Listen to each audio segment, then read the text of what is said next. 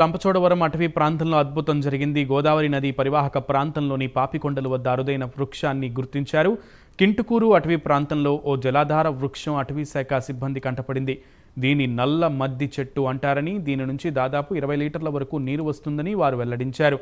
కింటుకూరు అటవీ ప్రాంతంలోని బేస్ క్యాంపును పరిశీలించేందుకు అటవీ శాఖ అధికారులు వెళ్ళగా అక్కడ ఈ జలధార వృక్షం ఉండడాన్ని వారు గమనించారు.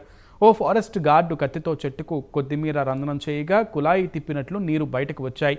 చెట్టు నుంచి నీరు బయటకు రావడం చూసి అటవీ శాఖ అధికారులు సిబ్బంది ఆశ్చర్యపోయారు. ప్రస్తుతం ఈ వీడియో సామాజిక మాధ్యమాల్లో దర్శనమిస్తోంది.